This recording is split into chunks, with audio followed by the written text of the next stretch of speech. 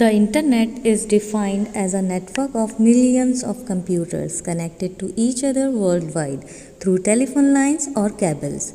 You can relate the term Internet to the telephone network or the interstate highway system, which is spread across and interconnected to each other.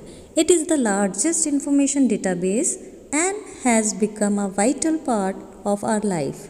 It enables the users to share ideas and search for information on any topic.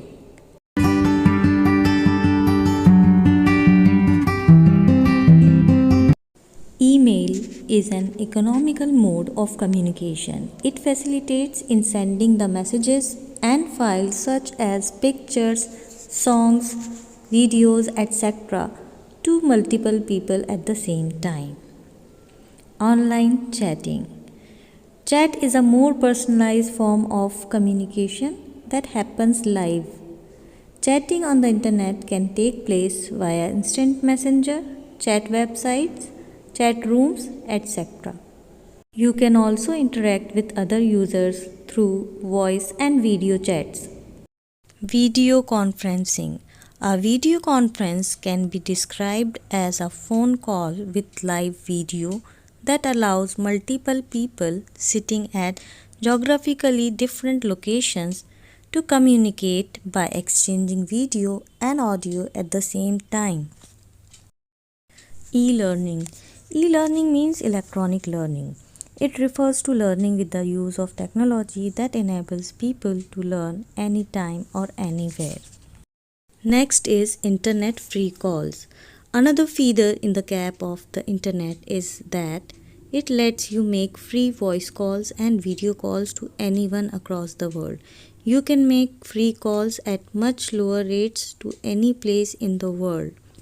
Some softwares even allows you to send free messages and videos along with the free internet calls. An e-group is a virtual meeting place for individuals who share the same interests. It provides a platform for people to share information on topics of their interest, messages, and photo albums. Social networking. A social networking site is an online platform that focuses on facilitating the building of social networks or social relations among people who share interests, activities, backgrounds, and real life connection. Major social networking sites are Facebook, Twitter, LinkedIn. Internet TV can be defined as a medium of delivering television content over an internet connection. It is available wherever a broadband connection exists. Some of the popular service providers of internet TV are Netflix, Hotstar, Sony Live, etc. Internet radio, as the name suggests, is an online radio service that is broadcasted over the internet on the dedicated radio servers. Some of the popular internet radio services are Vivid Bharati, Radio Mirchi, Pandora, etc. Malware is the short form of malicious software. It includes viruses, worms, and Trojan horses. It initially behaves as a scareware and generates a pop-up message that tricks the user and results in downloading a malicious program. Next is viruses. A program that is secretly embedded on a computer system to steal, corrupt, or destroy data is known as computer virus. It can change the functioning of a computer and can spread to other computers also. Trojans. Trojan is a malicious program that embeds itself into legitimate software and pretends to be a harmless application. It is an executable file that will install itself and run automatically once it is downloaded. It has the ability to hide itself from antivirus detection. Next is worm. Worms are a common threat to computers. A worm, unlike a virus, attacks a computer on its own without attaching itself to files or programs. Keyloggers. It is a program that records every keystroke of the user to get important information such as passwords and other sensitive information fraudulently. Cookies. A cookie is a text message given to a web browser by a web server. The web browser saves this user-specific data in a text file. This file is called a cookie and it is later used by the browser to prepare customized web pages. Spyware. It is a type of software that secretly collects information about an online user. It monitors the surfing habits of the users and steals information about the visited web pages, email addresses, passwords, credit card numbers, etc. Next is spamming. Email spamming involves sending unwanted messages or undesirable advertisements to a large number of recipients. Spam is a serious security threat as it can be used to deliver emails that could contain malicious software. Scareware. It is a malicious software which pops up a window informing the user that the system is infected and asks for a fee to clean it. Ransomware. It is related to scareware as it also gives a fraudulent warning regarding the system being infected.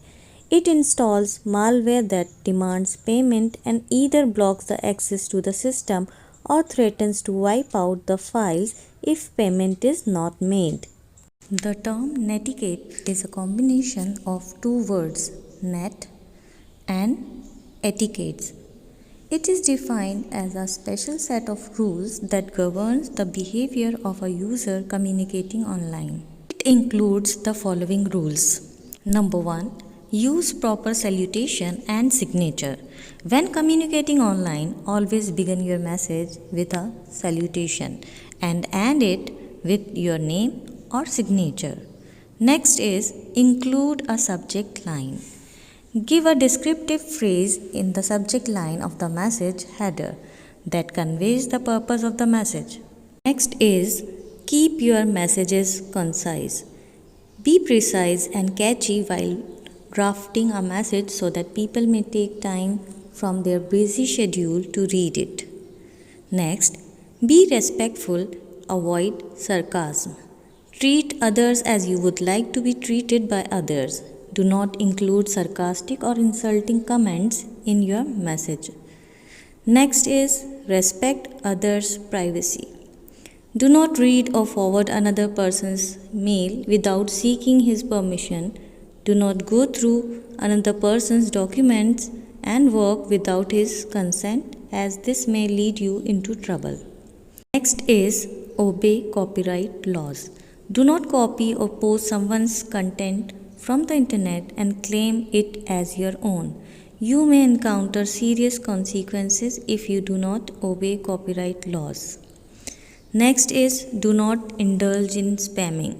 Spamming refers to flooding the user's inbox with unwanted advertisements and messages.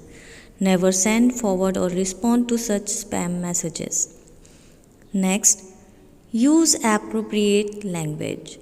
Remember to check your spelling and grammar before posting your message. Always make sure what you are writing should make sense. Use appropriate emoticons and acronyms.